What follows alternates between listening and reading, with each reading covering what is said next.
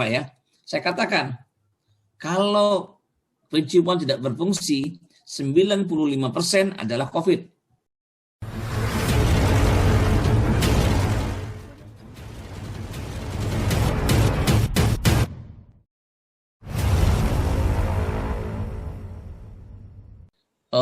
Jadi kalau ada siswa kita, ini bukan boarding ya, biasa, bukan boarding, maka yang kita lakukan itu adalah siapa yang kontak dengan dia. Ya, jadi sekolah itu harus cepat mengidentifikasi siapa yang kontak dengan siswa ini. Yang pertama, tentu kontak pertama adalah orang tuanya, jelas tuh. Ya, kontak kedua adalah teman-teman mainnya. Kontak ketiga adalah teman-teman sekolahnya. Nah, semuanya harus diinformasikan ke puskesmas terdekat. Jadi jangan disimpan, jangan ditahan. Walaupun sebenarnya dinas kesehatan atau puskesmas juga akan melakukan pelacakan, akan melakukan tracing yang sama. Tapi tidak ada salahnya kita dari guru juga menyampaikan itu. Yang kedua, kalau ada misalnya nanti yang di luar itu bergejala, ya tetap harus kita periksa segera. Jadi jangan suruh orang bergejala di rumah aja dulu ya, isolasi diri di rumah, tidak bisa begitu. Ya karena mereka tidak akan patuh. Gejala itu mungkin hanya 2 hari. Setelah gejalanya hilang, dia akan keluar lagi. Nah, pada waktu itu dia masih menularkan. Jadi data WHO mengatakan 10 hari setelah gejala hilang, dia masih menularkan. Jadi tidak bisa kita anggap apa. Jadi intinya adalah, begitu ada siswa kita terkonfirmasi positif, kita harus membantu puskesmas untuk melakukan pelacakan. Dengan mengidentifikasi siapa yang kontak dengan siswa ini. Tentu pendekatan guru-guru lebih bagus dibanding pendekatan puskesmas. Karena anak-anak siswa didik kita akan patuh dengan gurunya. Itu demikian Pak. Tolong jawab Pak ya. Silakan Pak Dokter. Jadi pertama adalah, di mana masker kita gunakan? Masker kita gunakan ya pada saat kita ada orang yang cukup banyak. Jadi satu area yang jumlah orangnya banyak. Nah sekarang tempat Bapak tadi saya lihat nggak ada pakai masker tuh Pak. Coba lihat tuh.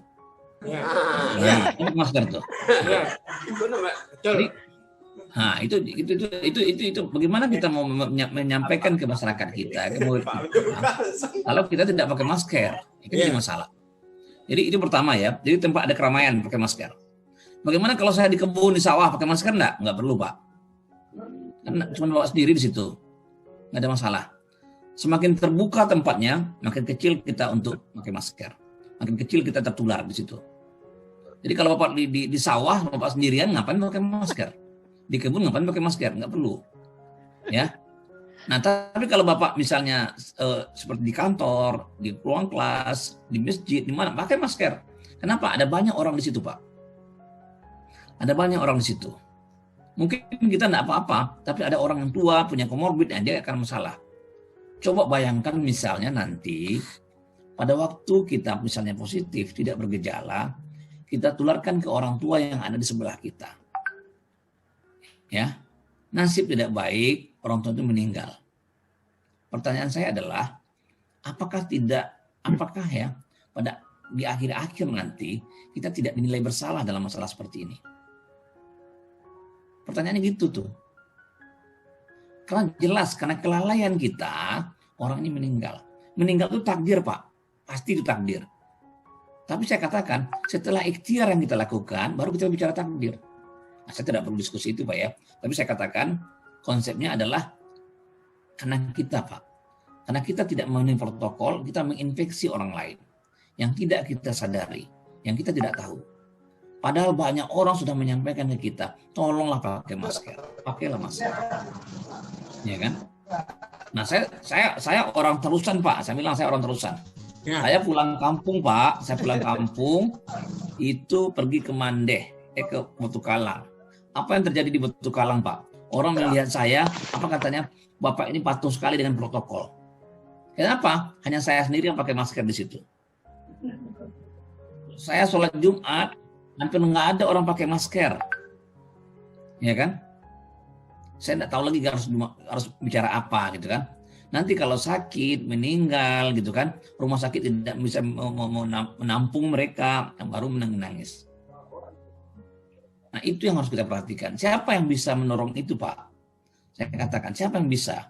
Nakes tidak kuat menghadapi itu. Makanya saya selalu mengatakan, saya mohon sekali kalau kita bisa Teman-teman dari Depak lah menurut saya ya, para ustadz, para mubalik dan dai yang ada di Depak inilah yang menurut saya menjadi ujung tombak. Pertanyaan kedua, apa jenis masker? Kalau bahasa saya sederhana aja Pak, pakai aja semua masker yang Pak bisa, yang ada, pakai aja lah, nggak masalah. Orang mengatakan masker ini tidak boleh, ada tuh Pak. Yang penting pakai masker, udah terlindung. Daripada tidak pakai masker, ini yang bahayanya. Jadi kita tidak usah berdebat dengan jenis masker, karena ujung-ujungnya tidak pakai masker, itu lebih jelek lagi. Ya, jadi kalau saya katakan masker mana yang bagus, kalau Bapak lihat masker yang dijual itu, masker 3M itu Pak, yang masker bedah itu ya, itu dalamnya tisu Pak. Bukalah dalamnya tisu tuh. Tisu 3 lapis. Jadi itu sebenarnya bisa saja dibikin oleh masyarakat biasa, bikin kain ya, dibikin 2 lapis. Bikin 2 lapis kainnya. Kemudian sehingga bisa dicuci ulang. Saya di rumah sakit, pada waktu kondisi pandemi dulu, awal-awal dulu, yang masker susah minta ampun, kami rumah sakit bikin masker sendiri. Bikin masker sendiri, Pak. Nah, coba Bapak bayangkan kalau misalnya sekolah-sekolah, kita minta siswa kita, pekerjaan rumahnya adalah bikin masker. Masing-masing siswa bikin 3 masker, selesai masalah kita sekolah. Ya kan? Cari aja kain yang gampang, Pak, yang enak gitu kan. Intinya agak halus, ya, tidak keras, tidak kasar, tidak kaku, agak lentur gitu kan, sehingga itu aja. Nah, jadi yang penting itu apa? Pakai masker. Oh, masker scuba tidak boleh. Saya katakan masker scuba boleh dilakukan daripada orang tidak pakai masker. Kenapa? Dengan pakai masker kita akan terlindung. Apakah masker itu membuat kita lemas? Tidak, Pak. Karena masker itu tetap ada pori-porinya, tetap ada udaranya. Kenapa orang rumah sakit pakai masker selalu?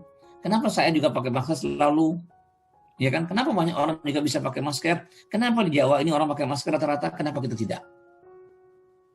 Emang sesak napas itu hanya kita di Sumatera Barat saja? Ya. Tidak kan? Ini masalah kebiasaan. Begitu kita membiasakan untuk menggunakan masker, maka semuanya akan nyaman. Tapi kalau kita tidak membiasakan, itu tidak akan nyaman, Pak. Tidak akan pernah nyaman. Ini masalah kebiasaan saja sekarang. Nah, sekali lagi saya katakan, ya silahkan pakai apa saja, berapa lamanya, tergantung berapa lama kita kontak dengan orang banyak. Setiap ada keramaian, pakailah masker. Itu yang paling penting. Kalau kita sendiri di kamar pakai masker, tidak perlu, Pak. Ngapain kita sendiri di kamar pakai masker? Nah, di rumah, Pak, sebenarnya jadi masalah. Di rumah itu susah pakai masker. Memang dari awalnya begitu. Saya juga di rumah nggak pakai masker saya. Nah, ya kan? Istri saya marah kalau sebelah saya pakai masker katanya kan. Jadi saya tidak pakai masker di rumah. Memang itulah kondisi kita. Makanya penularan virus di rumah itu sangat besar sekali. Jadi kalau satu orang terkena di rumah itu, serumah itu kena tuh. Nah, itu yang terjadi. Tapi kita tidak bisa apa-apa. Kalau rumah kita susah, Pak. Saling pakai masker di rumah juga sulit jadinya. Di mana-mana juga begitu. Tapi paling tidak di tempat umum, pakailah masker. Ke pasar, pakailah masker. Ke kantor, pakailah masker. Ke sekolah, pakailah masker. Ya, ke sawah, kalau cuma kita sendiri di situ nggak usah pakai masker. Ke kebun nggak usah pakai masker. Bapak ke toilet pakai masker juga nggak usah, ya kan? Artinya tergantung tingkat keramaiannya. Karena toilet nggak pernah rame-rame di situ, Pak. Ya, demikian Pak ya, mohon. Terima kasih Pak Dokter. Ya, ini mungkin pertanyaan terakhir Pak Dokter terkait dengan vaksinasi. Yep. Salah satu agenda pemerintah dalam waktu dekat ini adalah memvaksin seluruh pendidik dan tenaga kependidikan yang ada, termasuk di madrasah. Itu targetnya nanti akhir Juni semua tenaga kependidikan sudah divaksin. Namun di lapangan Pak Dokter masih banyak bertanya tentang keraguan tentang vaksin. Ada yang mengatakan vaksin malah melemahkan, atau vaksin apakah setelah divaksin apakah masih bisa terpapar. Kemudian siapa yang tidak boleh divaksin? Ini pertanyaan melalui chat nih Pak Dokter, mohon dijawab. Terima kasih. Oke, makasih Pak. Nah, vaksin ini PR kita juga nih Pak. Sekali lagi saya minta tolong juga nanti teman-teman dari Depak Pak untuk sosialisasi vaksin. Nah, ini saya katakan demikian. Kenapa? Karena Sumatera Barat ini adalah provinsi dengan capaian vaksin terendah. Ya kan? Karena semuanya dihubungkan dengan agama, ini jadi susahnya. Dihubungkan dengan halal haram gitu kan saya katakan. Nah, ini problem di situ. Nah, kita juga di Indonesia juga kacau balau juga, Pak. Ya. MUI pusat mengatakan itu haram, yang vaksin AstraZeneca. Tapi NU mengatakan itu halal. Boleh vaksin. Saya juga bingung, Pak. Saya diskusi panjang, nah, saya katakan gini, sebenarnya asal itu prinsipnya adalah untuk kemaslahatan, seharusnya itu diizinkan. Jangan dijadikan suatu hal yang bermasalah. Apalagi teori yang digunakan juga berbeda-beda. Saya tidak menyebut masalah itu ya. Tapi konsep, kita kembali ke konteks vaksin tadi. Vaksin itu aman. Dari mana tandanya vaksin itu aman? Udah ada uji klinis fase 1 untuk keamanan. Udah ada uji klinis fase 2 untuk keamanan. Itu artinya aman. Ya, aman. Kalau ada gejala, itu ada. Paling-paling gatal-gatal dan sebagainya. Kenapa kita tidak ribut pada waktu vaksin umroh? Kenapa kita tidak ribut pada waktu vaksin haji? Sama-sama vaksin. Jadi perlakukanlah vaksin COVID ini dengan vaksin yang lain-lain. Apakah vaksin ini akan melindungi kita? 100% tidak. Data penelitian menunjukkan perlindungan vaksin ini hanya 65%. Berarti apa? Ada 35% orang akan terinfeksi lagi, walaupun dia sudah divaksin. Tapi sekali lagi saya katakan, vaksin adalah ikhtiar. Vaksin adalah usaha, Pak. Ya, jadi vaksin itu adalah ikhtiar, vaksin itu adalah usaha. Usaha kita untuk memutus rantai. Nah, itu harus kita lakukan. Jadi konsep yang harus kita bangun itu adalah vaksin aman. Kita harus semaksimal mungkin vaksin karena itu adalah bagian dari usaha, bagian dari ikhtiar kita. Ya, jadi bagian dari ikhtiar kita, maka saya katakan vaksin itu aman. Dan vaksin itu melindungi kita walaupun tidak optimal, hanya sekitar 65%. Tapi data penelitian menunjukkan vaksin mengurangi risiko orang untuk menjadi berat penyakitnya. Mengurangi risiko orang untuk dirawat di rumah sakit. Itu jelas. Dan memperkecil risiko kematian. Jadi orang-orang yang terinfeksi yang setelah divaksin akan makin kecil risiko meninggalnya, makin kecil risiko menjadi berat, dan makin kecil risikonya untuk dirawat di rumah sakit. Sebagian besar orang divaksin sifatnya ringan atau tanpa gejala. Kita sudah punya nih Pak, rumah sakit M. Jamil. Sudah ada sekitar 30 orang perawatnya positif lagi setelah divaksin. Semuanya ringan. Tidak ada yang perlu dirawat. Nah, itu konsepnya Pak. Jadi banyak hal, banyak benang merah nih Pak antara kita. Semoga kita bisa bekerja sama ke depannya untuk mendorong menghadapi pandemi ini Pak. Saya terus terang berharap sekali, makanya saya sangat senang Pak diundang pada pertemuan di hari ini Pak, sehingga banyak yang bisa kita lakukan. Ada PR kita nih Pak, PR bagaimana mengedukasi masyarakat pakai masker di masjid, bagaimana mendorong masyarakat untuk pakai vaksin, bagaimana kita memberikan regulasi yang benar tentang protokol-protokol di masjid, bagaimana kita regulasi yang benar tentang penanganan jenazah Pak. Daripada ribut terus Pak antara rumah sakit dengan masyarakat, bagus kita bikin regulasi sendiri. Ini usul saya. Karena saya lihat di Yogyakarta sekarang sudah jenazah itu dikelola oleh desa. Tidak dikelola lagi oleh rumah sakit. Nah, itu mungkin lebih bagus untuk memperkecil konflik antara rumah sakit dengan masyarakat. Serta meningkatkan kepercayaan masyarakat dengan COVID. Saya kira demikian pada saya. Baik, Bapak Dr. Andani. Bentar Pak, ada pertanyaan menarik nih Pak dari Pariaman. Ya. Langkah apa yang kita lakukan jika ada siswa kita mengatakan bahwa penciumannya tidak berfungsi? Iya. Nah, ini menarik nih Pak ya. Saya katakan, kalau penciuman tidak berfungsi, 95% adalah COVID. Nah, saya katakan itu. Jadi begitu ada siswa tidak penciumannya hilang, langsung dikasih tahu puskesmas, ya harus dijamin menggunakan masker, langsung disuap, diperiksa dia. Kalau puskesmasnya tidak mau Pak memeriksa itu, Bapak lapor ke saya aja langsung. Nah, nanti saya telepon kepala dinasnya kalau perlu. Ya, ini tidak bisa dibiarkan. Jadi dan siswa ini harus diisolasi langsung di rumahnya. Ya kan? Diisolasi langsung Pak, dipisahkan langsung. Makanya saya berharap Pak dorongan juga bersama-sama kita untuk membentuk rumah isolasi di desa. Jadi setiap desa itu ada tempat isolasi, nggak perlu dikirim kemana-mana orangnya. Nah, jadi siswa tadi dikirim di situ, letakkan di situ, dikasih makanan sebagainya sampai hasil labnya keluar. Nah, kita di lab tidak ada masalah Pak.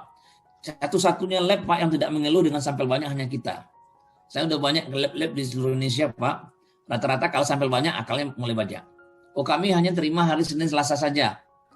Kami hanya terima maksimal 30 sampel saja. Nah, gitu banyak tuh Pak. Tapi kita tidak pernah seperti itu. Mau kirim berapa saja, mau kirim hari apa saja terserah. Malah minggu pun kita terima sampel. Nah itu harapan saya adalah bagaimana kita saling bahu-membahu ya bekerjasama dalam menghadapi pandemi ini. Harapan saya seperti itu, Pak. Pak Dr. Andani, tadi ada yang belum dijawab, siapa saja yang tidak perlu divaksin? Karena ada dulu informasi bagi yang sudah kena positif kemudian negatif boleh tidak. Kemudian ada penyakit komorbid. Mohon penjelasan sedikit, Pak. Ya, betul ya. Sebenarnya untuk penyakit komorbid itu tidak terlalu tidak terlalu masalah dengan vaksin, kecuali komorbid itu berkaitan dengan penyakit-penyakit autoimun, Pak. Jadi penyakit-penyakit yang berhubungan dengan alergi itu yang harus hati-hati kita. Jadi kayak kalau bahasa medisnya Stephen Johnson misalnya, nah, itu kita hati-hati tuh. Pasien-pasien dengan alergi pada saluran cerna, pasien-pasien asma, bukan tidak boleh, tapi hati-hati. Yang pertama. Yang kedua tadi, apa tadi Pak? Pas kedua? Yang telah pernah kena COVID. Oh iya, orang yang pernah vaksin, betul. Orang sudah pernah divaksin sebenarnya pada dasarnya itu tidak wajib untuk divaksin lagi. Itu dasarnya gitu. Tapi karena varian virusnya berbeda, maka WHO membolehkan mereka untuk divaksin lagi. Oh ya. Tujuannya apa? Supaya mereka membentuk kekebalan terhadap varian virus yang muncul. Ingat Pak, ini adalah virus RNA yang mudah mengalami perubahan. Saya perkirakan Pak, kita ini akan selesai pandemi kalau sudah selesai 5 atau 6 varian virus. Nah, sekarang virus kita baru 1, baru 2 varian virus kita di Sumatera Barat. Jadi virus vaksin yang kita gunakan di Sinovac adalah varian virus awal tuh Pak. Itu virus pertama tuh. Karena virusnya virus inisial, virus induknya. Kalau saya katakan pada Sinovac. Nah, sementara virus kita yang di Sumatera Barat hari ini itu sudah mutasi, sudah mengalami perubahan. Jadi tidak ada masalah orang yang sudah divaksin untuk divaksin lagi, tidak ada masalah sama sekali.